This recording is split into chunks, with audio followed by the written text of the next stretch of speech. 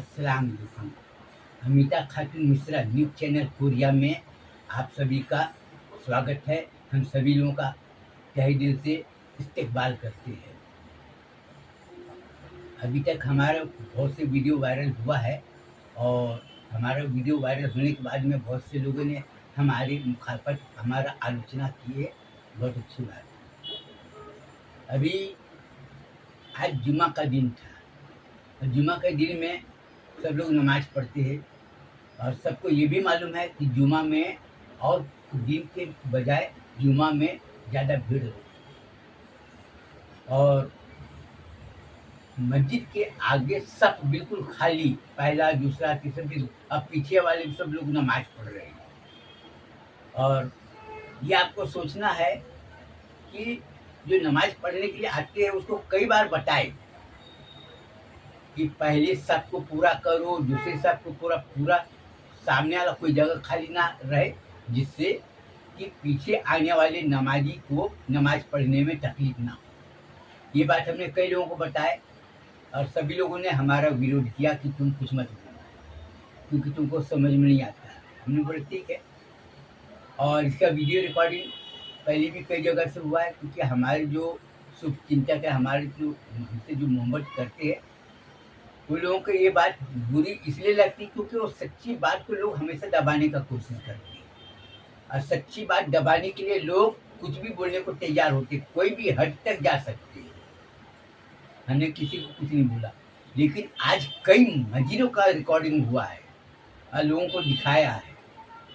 अब पूछ रही है कि तुम ये बताओ कि जुम्मा का दिन हो चाहे शनिचर, हमको इससे कोई मतलब नहीं। कोई भी दिन हो, जब नमाज पढ़ने के लिए लोग आते हैं तो नमाज पढ़ने वालों के साथ में इज्जत एहतराम के साथ किस तरह से पेश आना चाहिए, किस तरह से उसको बोलना चाहिए। कोई भी आदमी हो, आदमी एक बार, दो बार, तीन बार समझाता है और लोगों को बताता है, परेशानी दिखाता है कि अपने आँख से तुम देख लो, उसके बाद भी नहीं समझता, इसका मतलब वो हरामी का औलाद है। मैं तो कई लोगों को बोला कि मुसलमान लोग सारे हरामी लोग सही काम कर नहीं सकते, तो सिर्फ हमारा बुराई करने के सिवा छोड़। तो ये है। अपने मदरसे वाले बच्चे को मैं ये बोलना चाहूँगा कि तुम सब नज़र में हो और तुम जिंदगी में हमेशा अच्छा काम करो जिससे कि तुम्हारी पहचान बने, लेकिन तुम अपने माँ बाप के मान सम्मान की रक्षा के लिए तुमको वही काम करना है जो सही है, गलत काम नहीं करना है, जिससे कि तुम्हारे माँ बाप हो, तुम्हारे नाना नानी हो, तुम्हारे दादा दादी हो। एक आदमी का फर्ज बनता है, कर्तव्य क्या बनता है कि अपने पुरखों के मान सम्मान की रक्षा करे। अपने पुरखों के मान सम्मान के ऊपर में आँच ना आने दी। आज हमारे मदरसे में पढ़ने वाली कई लड़कियां, मालूम है, उन्होंने एक ही जवाब दिया कि अजवा भैया हमारा भगवान, वो कभी गलत काम नहीं। कई लोगों ने उसको प्रेम करने का यार सब नकार दिए, बड़ी चप्पल से मारूंगी हरामी। मैं वो बाजारू लड़की नहीं हूँ कि मैं तुम्हारे झांसे में आऊंगी। वो मदरसे में पढ़ती है, मातोश्री आमीना विद्या निकेतन हमारा हिंदी का स्कूल है, मदर आमीना कॉन्वेंट स्कूल हमारा अंग्रेजी का स्कूल है और हजरत आमीना इस्लामिया मदरसा हिंदी का है। और इसमें दो भाग बटी होती है, एक सुन्नी जमात है, दूसरा तबलीगी जमात है। जो सुन्नी जमात है उसका मुखिया है जामे अरबिया नूरे मुस्तफ़ा। हजरत आमीना इस्लामिया मदरसा वर्ग एक मैंने ग्रुप ए, और जो हजरत आमीना इस्लामिया मदरसा ग्रुप बी बना वो तबलीगी जमात का है और उसको पूरा जो कंट्रोल करता है ना उसका नाम है जामे अरबिया जामिया मिलिया रहीमिया इस्लामिया। ये और वो दोनों अलग अलग, अब दोनों अच्छे काम इसलिए कर रहे हैं क्योंकि वो एक दूसरे को, जैसे दो पहलवान आपस में लड़ते हैं तो दो पहलवान जब आपस में लड़ेगा तो जीतेगा एक ही, दोनों नहीं जीत सकता, और एक हारेगा एक जीतेगा। अब ये दोनों में जब आलोचना होती है तो आलोचना कैसे सम्मान पूर्वक व्यवहार करना है, किसी को माँ बहन की गाली देकर उसको नीचा दिखाना नहीं। आज तबलीगी जमात वाले को बोलता है मैं तुमसे ऊंचा हूँ, हमने क्या गलत काम किए तुम हमको बताओ। अब तबलीगी जमात वाले भी अच्छे काम करते हैं, वो सुन्नी जमात वाले को बोलते हैं कि बताओ हमने तुम लोगों के साथ में, तुम्हारे पूरे खाना, पूरे मुस्लिम समाज के साथ में हमने कैसा काम किया। अब दोनों में टक्कर है, दोनों में टक्कर है और दोनों का मालक मैं हूँ। मस्जिद का भी मालक मैं हूँ और मदरसे का भी मालक मैं हूँ। और हमने लोगों को समझाया, बहुत से बाहर की जमात वाले आए थे, मेरे को बताए तुम ऐसा काम करो वैसा काम करो। मैं एक ही बात बोला, बाहर से जमात आए हो ना, हाँ तुम अपना काम करो, मेरे को क्या काम करना है ये हमारा काम है सोचना, और नहीं तो संचालक मंडल का काम है सोचना, आपका काम। सुन्नी जमात वाले मेरे को बोले ये, मैं बोला तुम अपना काम करो। हमारा मिशन क्या है कि Mustafa corporation of Korea company का नाम हुजूर सल्लल्लाहु अलैहि वसल्लम के नाम से कंपनी का नाम रखिए, और United business corporation of India company का नाम है। Korea central news agency media, हमारा जो पेपर छापती किताब वगैरह छापती उसका नाम है। गौसिया पाठ्य पुस्तक निगम जो कंपनी बना, अभी किताब वगैरह छाप रहे, अभी मार्केट में नहीं आए क्योंकि हमने छापे थे, बहुत सी गलती हो गई और उसमें कई लाख रुपए हमारा नुकसान हुआ। तो कई लाख रुपए नुकसान हुआ, उससे कोई हर्ज नहीं। नुकसान होता है तभी हम आगे बढ़ते हैं, और नुकसान होने से हमको ये पता चलता है कि हमारी गलती कहाँ से हुई, और नुकसान होने पर हमको घाटा को कैसे पूरा करना है ये भी हमारा काम है सोचना, और सब अच्छे से हो जाता है। तो हम हिंदी से अंग्रेजी से किताब छापेंगे, हमारे कौम के लोग ही नहीं बल्कि दूसरे समाज के लोग भी हमारा जो शिक्षा संस्था का जो सिद्धांत है, और हमारा जो सिद्धांत और संस्कार है, हमारा इस्लामी शिक्षा संस्था का संस्कार की उत्पत्ति कहाँ से हुई? हजरत मोहम्मद मुस्तफा सल्लल्लाहु अलैहि वसल्लम से हुई, गौस पाक है उससे हुई। बहुत से लोग बोलते हैं कि तुम हुजूर का नाम भी अदबी करते हो। मैं ये चूतिए लोगों से पूछना चाहता हूँ कि भाई जब हमारे हुजूर का नाम आएगा तो सब लोग बोलेंगे ना कि हजरत मोहम्मद मुस्तफा सल्लल्लाहु अलैहि वसल्लम, सही है।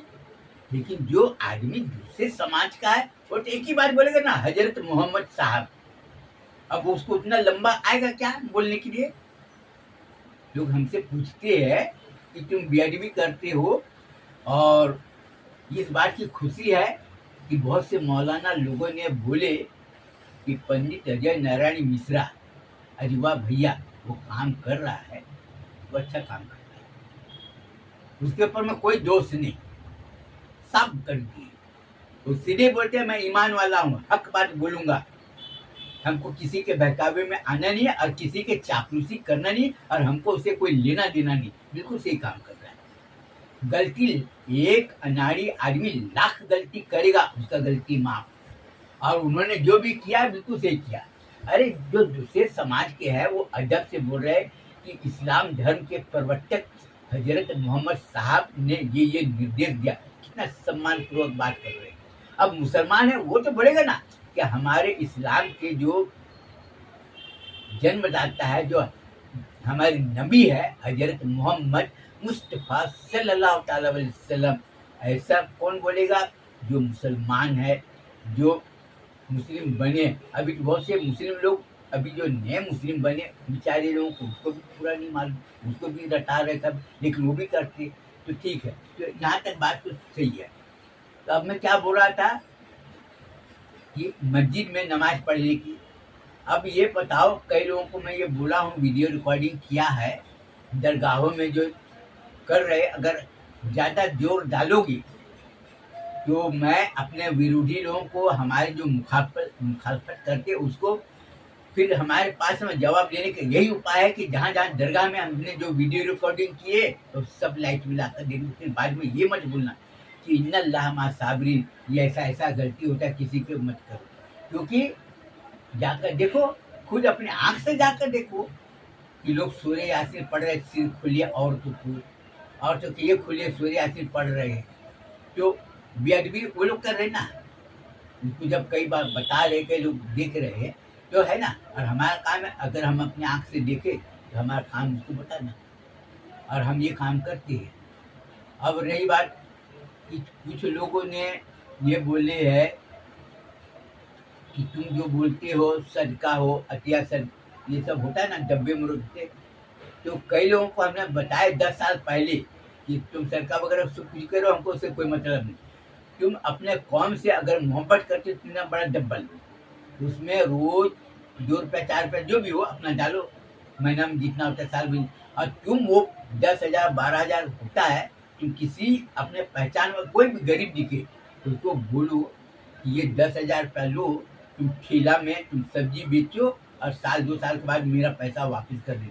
अगर तुम्हारा लेन देन सही रहा तो तुमको 10,000 के बजाय मैं 20,000 रुपये। तो इससे क्या होगा कि लोगों में उत्साह बढ़ेगा। उसको चंदा देने से या उसको जकात देने से उसका जिंदगी नहीं संवरेगा। उसका जिंदगी कैसे संवरेगा? जब हम उसको कारोबार करने के लिए मदद करेंगे। 10,000 रुपये लो, घाटा हुआ चलेगा ना। जैसे बहुत से लोगों का घाटा हुआ, वो बताए कि हजरत आपने मेरे को दिए थे कारोबार में ऐसा, तो उसको 10,000 के बजाय 20,000 रुपये दिए और उन्होंने वापस कर दिए। क्यों वापस किए? कि आज अगर उसको 10,000 20,000 रुपया मिला, कल 50,000 रुपया मिला, कई लोगों ने दिए पैसे लोग, धीरे धीरे आज करीब 40,000 से ज्यादा लोगों को मदद हुई। और लोगों ने बोले कि अजूबा भैया तुमने जो नुस्खा हमको बताया ना वो बहुत अच्छा बताया कि लोगों को मदद करना है तो ऐसे मदद, रोजी रोटी से जोड़ना। और आपने जो लड़कियों का सिलाई स्कूल खोले ना, पुष्पांजलि गारमेंट इंडस्ट्री, जिसमें लड़कियां सिलाई सीख रहे रोजी रोटी, ये भी बहुत। अब पुष्पांजलि लोग हमसे पूछते हैं, भाई पुष्पांजलि पुष्पा देवी त्रिपाठी, ये हमारी नानी सास का नाम। और हमारी नानी सास ने मेरे को बोली कि बेटा दामाद बाबू, तुम अपने समाज के लिए कल्याणकारी योजना बनाना चाहते हो ना, तो अपने समाज की लड़कियों को सिलाई सेंटर में लगाओ, लोगों को सिलाई सिखाओ। एक तो हमने उसका नाम डाली कि इसमें हर्ज क्या है? तुमको मिर्ची काय को लग रही है? पुष्पांजलि गारमेंट इंडस्ट्री डाली है, पुष्पांजलि ड्रेसेस डाली, तो तुमको नाम काय को बुरा लग रहा है? नाम क्या है? कोई भी, हमारा काम है पैसा कमाना, पैसा हलाल की कमाई होनी चाहिए, मेहनत की कमाई होनी चाहिए। झूठ नहीं बोलूंगा, बेईमानी नहीं करूंगा, किसी को धोखा नहीं। अरे मैं किसी के साथ में झूठ किया तो हमारे वीडियो बनाओ, लोगों को बताओ ये लोगों के साथ में कितने लोगों से झूठ बोला, बेईमानी किया, लोगों को धोखा देकर पैसा जमा किया, अपना घर द्वार कुछ भी किए तो बताओ कि। अब कई लोगों ने मेरे को पिछली बार तो वीडियो बनाया था ना, तो लोग कुर्ता पायजामा, मैं नाम बता दे रहा हूँ। बीड में है ऐसा कलेक्शन वाले, उन्होंने मेरे को कुर्ता पायजामा दिया। पूना में है इलाही भाई, मक्का मस्जिद के पास में रहती, उन्होंने दिए कुर्ता पायजामा। गुजरात में है अंकलेश्वर, वहाँ पर मुश्ताक भाई केले वाले, उन्होंने मेरे को कुर्ता पायजामा हर साल कपड़ा देते, बोले मौलाना हम तुमको हर साल कपड़ा देंगे। और अमोद अच्छोद है, अमोद के पास में जम्मू शहर में आता है, वहाँ पर है एक इस्माइल भाई, और इस्माइल भाई है, और एक है अलीम भाई, ऐसे नाम में उन्होंने दी। बोले मौलाना साहब मैं आपको दूंगा कुर्ता पायजामा, आपका मिशन बहुत अच्छा है। और एक है धार में है कलीम भाई, वो चिकन सेंटर वाली है, वो बोले कि मैं कुर्ता, तो मैं नाम में बता दिया, तुम जाकर पता कर लो। हमको झूठ बेईमानी का पैसा हमको चाहिए नहीं। और हमको जूता देते हैं, एक है चार तारा मंजिल वाले हमीद, उनका नाम है हनीफ भाई, वो देते, बोले कि हम देंगे। तो 2-3 जूते वाले बोले कि हम दिया करेंगे, आप ले लेना। एक नन्नूर बार के है, वो बोले हजरत कि हमारा नाम नहीं बताना, जरूरत पड़ेगी तो हम उसके मुंह पर जूता मारेंगे। बोला मेरा मर्जी, मैं उसको दे रहा हूँ। अब रही बात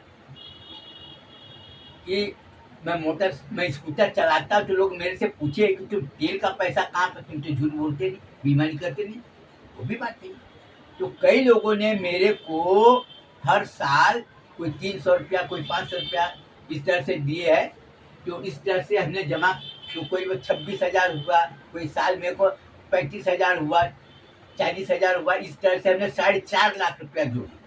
4.5 लाख रुपया में 1.5 रुपया हमने 3 लोगों को दिए कि भैया मेरे को तुम कुछ भी करो, हमको 3,000 रुपया हमको हर महीना देना, क्योंकि मैं गाड़ी चलाता हूँ ना, तो हमारा वो निकल जाए। तो वो ब्याज मैं बोला हमको 3,000 रुपया देना, तुम कमाए, तुम कुछ भी करो। बोला मौलाना साहब हम तो आपको वैसे तुमको पैसा देना चाहते हैं। मैं बोला ये कारोबार करो, तुम कितना भी करो, हमको ये ब्याज नहीं हुआ। कई मौलाना लोगों ने बोले कि ब्याज नहीं हुआ। ब्याज की शकल उसको कहा जाता है कि हम तुमको इतना रुपया कर्ज दे रहे हैं और उसके बदले में तुमको हर महीने इतना ब्याज तुमको देना पड़ेगा। बहुत से लोग तो मेरे को ज़्यादा पैसा देना चाहते हैं। मैं बोला ज़्यादा पैसा में क्या करूँगा, पेट्रोल हमारा जितना पैसा लगता है हम उतनी देंगे गाड़ी चलाने में, स्कूटर चलाने में। अब मेंटेनेंस गाड़ी बिगड़ जाती थी, गैरेज वाले बोलते कि हमको तुम्हारा पैसा जो पार्ट्स वगैरह सिर्फ उसी का पैसा लेंगे, तुम बल्कि मेहनत नहीं, ये गैरेज वाले का काम है। और लोग जो दिए हैं तो बोले कि आपको हम लोगों का नाम बताना तभी जब हम सब कलेक्ट कर लेंगे उसके बाद में, और हम उसको छोड़ेंगे नहीं। अरे हमारा पैसा, हम उसको कुछ भी करें, हम उसको दे रहे हैं। कई लोगों ने बोले कि पैसा क्यों दे रहे हैं, तो कई लोगों ने बोले कि सिर्फ बता देना इतना कि चिरी मिरी मौलाना है अजवा भैया को हम पैसा इसलिए दे रहे हैं क्योंकि ठगों का ठग महाठग है, और ऐसा ठग है वो ठगने नहीं आता तो लोग रोकते हैं। तो लोगों ने बताया कि भैया कैसा ठग, बोला कि उन्होंने क्या किया, हमारे घर में आए, बोले बेटा कुरान शरीफ पढ़ लोगे 5,000 रुपया मिलेगा। तो हमारे बेटा कुरान शरीफ रोज पढ़ना चालू कर दिए, 5,000 रुपया लेना उसको। अब हमारे जो भतीजे भांजे बोले बेटा नमाज पढ़ेगा ना, रोज 5 रुपये तुमको मिलेगा। अब 5 रुपया रोज लेने के लिए सब नमाज पढ़ना चालू करते, मारने पीटने की जरूरत है, बिना बोले पहुंच जाते मस्जिद। तो हमको वो चिरी मिरी वाला मौलाना क्या करता है, कहाँ रहता है, उसे हमको कोई मतलब नहीं। बस हमारे जरिए, उसके जरिए हमारे बेटे लोग नमाज पढ़ना चालू कर दिए, कुरान शरीफ पढ़ना चालू कर दिए। ये हमारी, कई लोगों ने अपने बेटे को ऐसा नुस्खा बताया कि चिरी मिरी वाले मौलाना ऐसे ऐसा बोलेंगे, तो मेरे को खुशी मिला कर दे देते, मौलाना हमको कोई मतलब नहीं कि तुम क्या करते हो नहीं करते, हमको ये जानना ही नहीं है। हमको बस इतना जानना है, मेरे बेटे लोग, हमारे भांजे लोग, हमारे भतीजे लोग नमाज पढ़ना चालू कर दिए और हमने उसको पैसा देना चालू कर दिया, और वो सही काम कर रहे। बस हमको बस इसी से मतलब है। और जब तक आप जिंदा रहोगे मैं आपको हमेशा पैसा देते रहूँ। 4.5 लाख रुपया हुआ, 9,000 रुपया हमको हर महीना मिल जाता है। वो ये बोल रहा है कि मैं ये बोल रहा, हमको ब्याज मत देना। अब वो ये बोल रहा है कि मैं तुमको ब्याज नहीं दे रहा, मैं तुमको ऐसे ही दे रहा हूँ तुमको। ये हमारा और उसका लेन देन का बात है, ये किसी को बोलने की जरूरत नहीं। अच्छा, अब रही बात, हम अपने मदरसे में जो तालीम वगैरह दे रहे हैं, तो कई लोग हमसे पूछे कि मौलाना साहब आप जय श्री राम का नाम लिखते। मैं वो लोग ये बताना चाहता, हमारे मदरसे में हमारे जितने भी पहचान वाले आते वो तो सिर्फ मेरे को बोलते हैं ना मौलाना साहब जय श्री राम। कोई मदरसे में पढ़ने वाले जो मुदर्रिस वगैरह उसको तो नहीं बोला हुआ कि जय श्री राम, वो तो सिर्फ मेरे को बोलता है। क्यों बोलता है? क्योंकि मैं जात का ब्राह्मण हूँ, इसलिए बोलता है मेरे को जय श्री राम। और जितने भी है हमारे इन्वेस्टर्स, शेयर होल्डर, वो किसी मदरसे में पढ़ने वाले बच्चे को किसी को बोला कि मैं तुमको कुरान शरीफ बोल रहा, तुम जय श्री राम बोलो, तो नहीं बोला। वो किसी को बोला कि तो वो यही बोल रहा है कि तुम्हारी कुरान शरीफ में जो लिखा है तुम उसके ऊपर में तुम आज्ञा का पालन करो। तुम अपने इस्लाम धर्म के जो प्रवर्तक है, जो जन्मदाता हजरत मोहम्मद साहब, तुमको जो निर्देश दिए तुम उसका पालन करो बस। और हमको इसे उन्होंने तो नहीं बोले कि हमको नमस्कार करना, जय श्री राम बोलना, ये करना, वो तो कुछ नहीं बोले। तो वो तो सही काम कर रहे ना, लेकिन लोगों को तकलीफ इस बात की हो रही है, खुजली इस बात की हो रही है कि वो मौलाना हम लोग के पास में आकर गिड़गिड़ाता क्यों नहीं कि हमको मदरसे को चंदा देना, चंदा दो, ये दो, हाजी साहब बोलो, ये करो। इसलिए उसको ज़्यादा तकलीफ हो रहा, और कोई बात नहीं, क्योंकि मैं किसी के पास में जाता नहीं। और बहुत से लोगों ने मेरे को बोले मौलाना साहब आपका तबीयत खराब हुआ तो पैसा मैं दूंगा। हम नाम नहीं बताना चाहते, बस हम सिर्फ इतना बोलना चाहते कि नागपुर में एक बेग साहब है, कहाँ रहते नहीं बताऊंगा, और एक वसीम मलिक साहब है, वो भी नाम नहीं बताऊंगा। और बोले कि जब भी कुछ भी बात होगा दवाई वगैरह, एक है मोमिन भाई,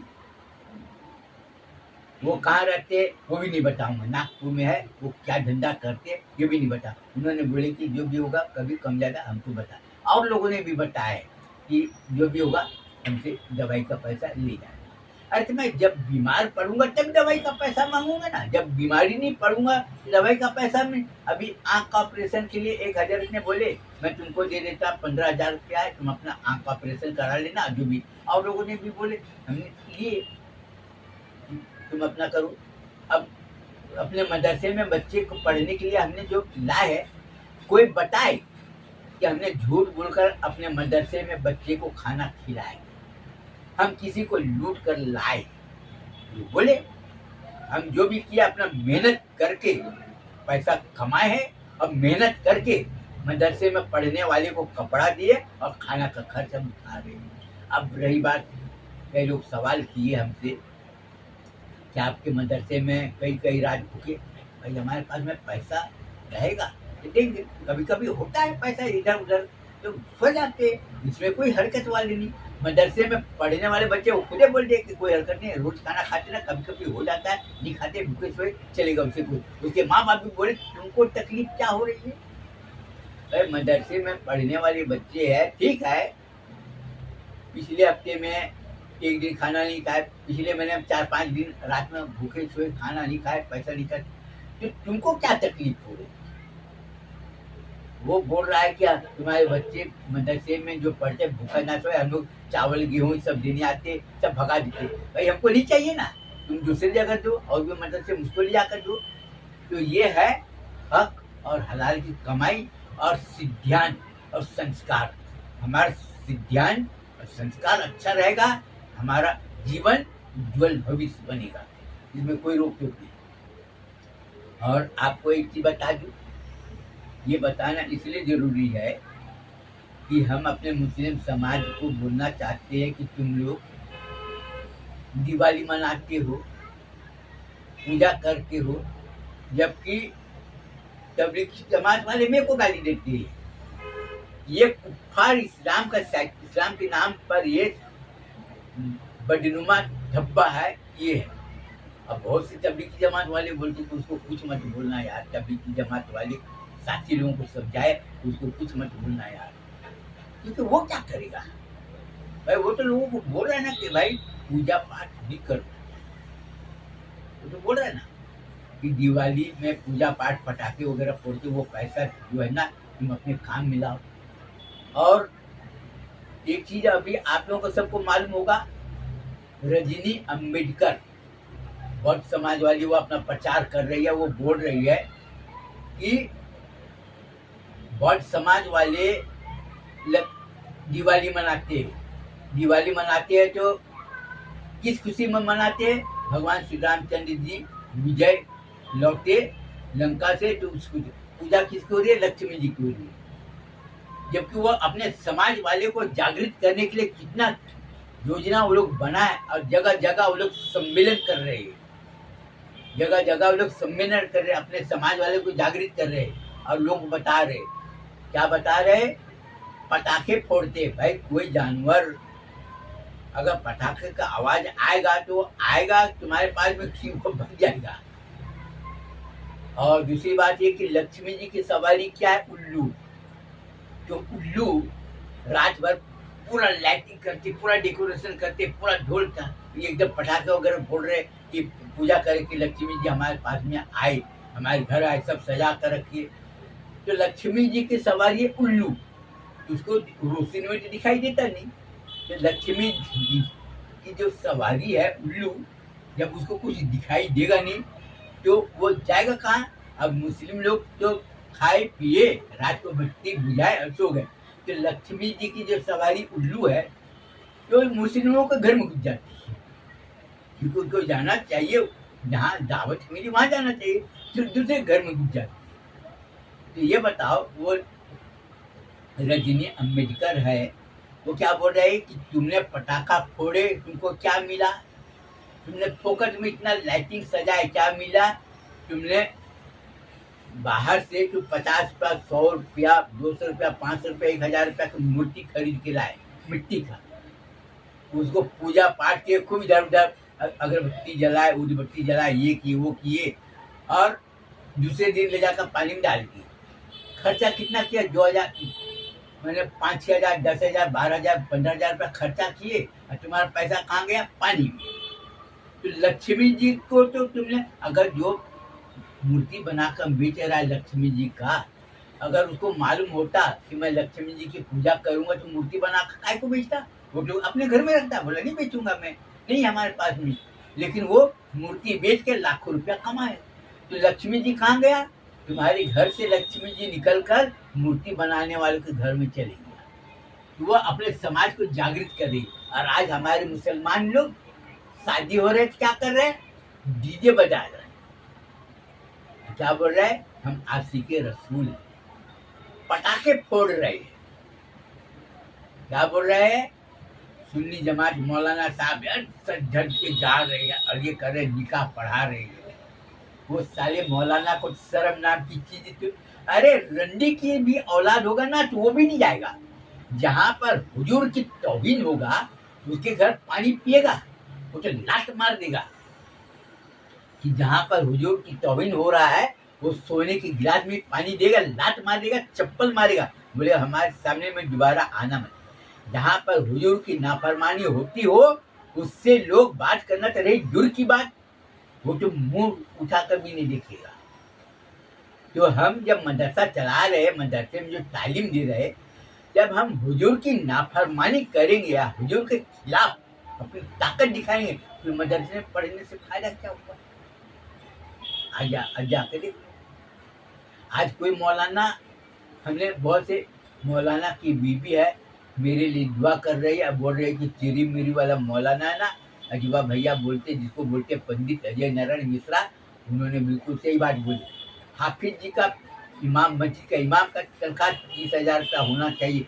भाई हमारे 2, 4, 10, 20, 50 मौलाना लोगों से हमारे जान पहचान होगा। हमें तो पूरे देश के मस्जिद के इमाम की बात कर रहा हूँ।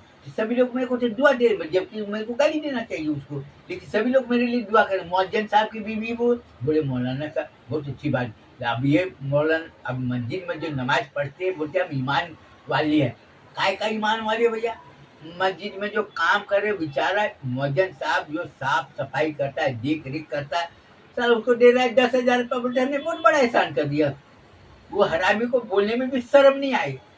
इमाम साहब के पीछे नमाज पढ़ रहे हैं और उसको दे रहा है कितना? 10,000 रुपया, 12,000 रुपया दे रहे हैं। अब बेचारे का खर्च एक दिन का इतना है, अब वो सोच रहा है, अब बोल रहे मैं ईमान, काय का ईमान वाले सारे हरामी। अब तुम अपने मस्जिद के इमाम साहब को 30,000 रुपया दो, लोगों को बताओ कि हम अपने मस्जिद के इमाम साहब को 30,000 रुपया देते हैं, मौजन साहब को 20,000 रुपया देते हैं, भले हम भूखे रहेंगे चलेगा, लेकिन हमारा जो रहनुमा है, हमारा कौम का जो रहनुमा है, हम जिसके पीछे नमाज पढ़ते, पहले उसका घर में खाने पीने का सब अच्छा रहे। मेरा ये कहने का मतलब ये नहीं, उसको अच्छा खाना मिले, अच्छा कपड़ा मिले, उसकी जरूरत की जो चीज़ है वो मिले, जिससे उसको कोई टेंशन ना रहे, ये हमारा। तभी बोलेंगे कि हम ईमान वाले हैं। और दूसरी बात यह है कि किसी के ऊपर हम इल्ज़ाम लगाने के पहले हम ये देखें, हुजूर का फरमान क्या है कि किसी के ऊपर में झूठा इल्ज़ाम मत लगाओ, जिससे कि उसका दिल टूट जाए, और दिल टूट जाएगा उसके दिल से आग निकलेगी, हमने गलत काम किए नहीं। अब वो बोल रहा है कि ये चोर है, बेईमान। हम किसी आदमी के ऊपर में इल्ज़ाम लगाएंगे, बोलेंगे कि अरे ये तो लुटेरा धोखेबाज है, वो तो है ही नहीं, यही लोग बोलेंगे। और 4 लोग जब वीडियो रिकॉर्डिंग करके जब दिखाएंगे, उसके बारे में जब बताएंगे कि वो आदमी तो ऐसा है, वो तो किया नहीं, और वो तो बदनामी किसकी हुई? इस्लाम की। और जो आदमी इस्लाम को बदनाम करता हो तो उसको क्या बोलेंगे? इस्लाम को मिटाने की साजिश में वो लिप्त है, यही बोलेंगे ना। जो इस्लाम को मिटाने का कोशिश, और जो आदमी इस्लाम को मिटाने का कोशिश करता हो उसके साथ हमारा कैसा ताल्लुकात होना चाहिए, आप खुद फैसला करो। और रही बात अपने दीन के तालीम के लिए, तो सभी को मैं ये बोलूँगा, छोटे छोटे बच्चे हैं उसको बोलो कि बेटा तुम नमाज पढ़ोगे, तुमको 2 रुपया 3 रुपया 5 रुपया, जैसे छोटा बच्चा है तो छोटे बच्चों को ज्यादा पैसा देना नहीं, बल्कि 2 रुपया देकर लालच दो, रोज नमाज पढ़ो 2 रुपया दूंगी रोज। तो उसको इस तरह से उसको रोज नमाज पढ़ने की आदत को डलवाना है। अब हम क्या बोलना चाहते हैं और के लोगों को कि तुम अपने बच्चे को बोलो बेटा तुम कुरान सिर्फ पढ़ के सुनाओ, तुमको मैं 1,000 रुपया, अब 10 साल का बच्चा है, 1,000 रुपया लेने के लिए उसको 25-50 पैसे दे दो, तुमको 1,000 रुपया तुम कुरान शरीफ पढ़ो। तो आपसे 1,000 रुपया लेने के लिए कुरान शरीफ रोज पढ़ना चाहिए। इसमें क्या होगा कि उसकी आदत बन जाएगी। और हमको अपने समाज को सही रास्ते पर लाने के लिए हमको क्या करना चाहिए, अपने दिल से अपने दिमाग से काम करना चाहिए कि हमारा सही काम कैसे बनेगा, जब हम सही काम करेंगे। और जो आदमी झूठ बोलता हो उससे अपना दूरी बना लो, बोलो भैया तुम अपना जाओ अपना। जो आदमी बेईमानी किया हो एक बार तो उससे सीधे बोलो भैया सलाम अलैकुम, दोबारा मिलना मत, कितना भी हो। जो धोखा दिया हो किसी को तो उससे मिलो मत, यही है। अगर आप अपने अच्छी जिंदगी बनाना चाहते हो तो आगे हमारा काम है बोलना, आपका रोज ना करो आपकी मर्जी। इसके बाद मैं अपना बयान खत्म करना चाहता। अस्सलाम वालेकुम।